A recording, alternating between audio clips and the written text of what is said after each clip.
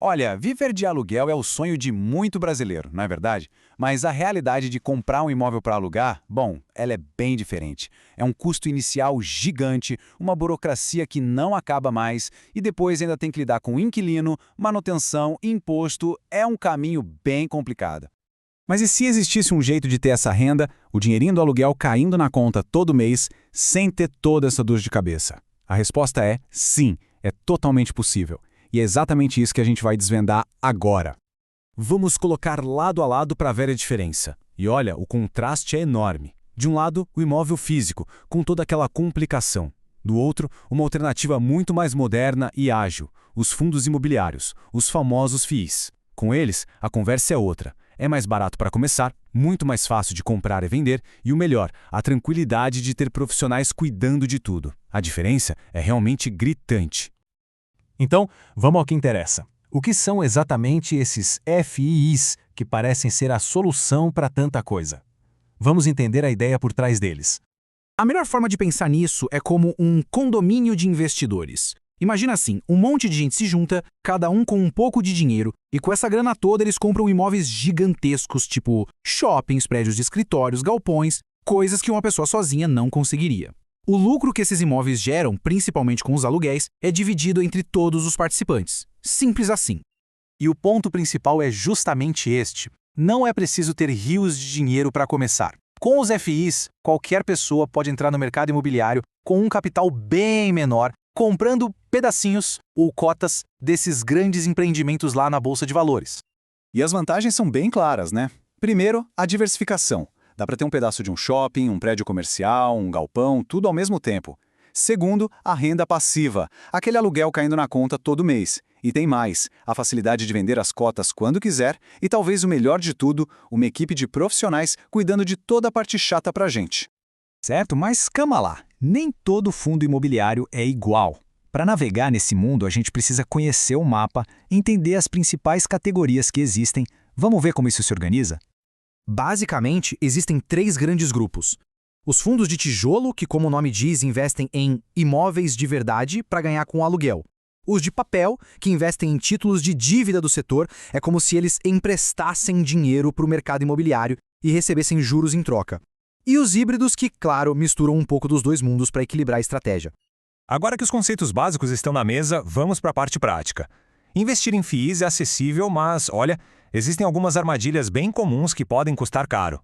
Conhecer esses perigos é o primeiro passo para o sucesso. E a primeira armadilha é talvez a mais sedutora de todas. Olhar só para a porcentagem de dividendos, o famoso dividend yield, é um erro clássico. O rendimento muito alto pode, na verdade, ser um sinal de alerta. Muitas vezes isso acontece porque o preço da cota caiu muito e não porque o fundo vai super bem. Esse número sozinho não diz nada sobre a qualidade dos imóveis ou da gestão. Vamos para a segunda armadilha, que também tem a ver com olhar para um único número e tirar conclusões precipitadas. O P sobre VP. Ele compara o preço da cota com o valor patrimonial do fundo. Um P/VP abaixo de 1 parece uma ótima promoção, certo? Nem sempre.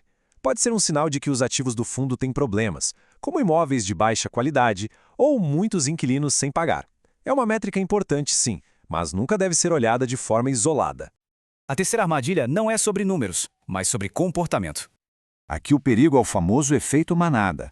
Comprar um fundo só porque alguém recomendou em um vídeo ou porque todo mundo está comprando sem fazer a própria pesquisa é uma receita para o desastre. É preciso lembrar, cada pessoa tem seus próprios objetivos. Seguindo para a quarta, um erro fundamental de estratégia de carteira.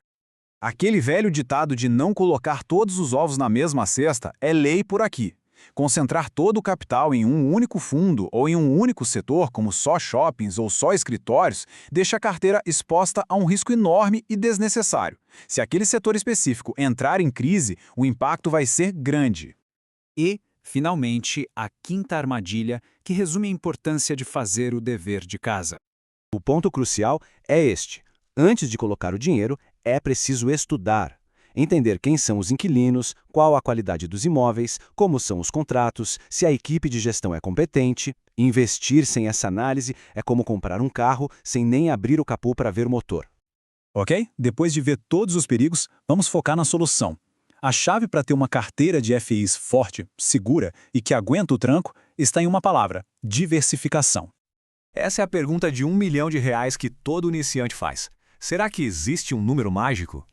Olha, não é uma regra absoluta, mas ter algo entre 7 e 10 FIs de diferentes tipos e setores já é um excelente ponto de partida. Isso já cria uma base de diversificação bem sólida que dilui os riscos e aumenta a segurança da carteira. E aqui vai um roteiro prático. Primeiro, a macroalocação. Defina as grandes fatias, quanto em tijolo, quanto em papel. Depois, a microalocação. Escolha os fundos dentro de cada fatia. E não esqueça de variar setores e regiões. Ah, e a dica de ouro: sempre reinvista os dividendos. É isso que vai fazer a mágica dos juros compostos trabalhar a seu favor. E para fechar o ciclo completo, não podemos esquecer da parte burocrática, que na verdade é bem mais simples do que parece: o imposto de renda. O processo todo se resume a 3 pontos. As cotas que você tem são declaradas como um bem, lá em Bens e Direitos. Os dividendos mensais, que são os aluguéis, entram na parte de rendimentos isentos, ou seja, não se paga imposto sobre eles. O único imposto, de 20%, só aparece se houver lucro na venda de uma cota. Bem tranquilo, né? Com tudo isso em mente, a chance de gerar uma renda passiva com o mercado imobiliário se torna muito mais real e acessível. A jornada para receber o primeiro aluguel sem precisar ter um imóvel começa com conhecimento e um primeiro passo bem informado. A questão que fica é: qual vai ser esse passo?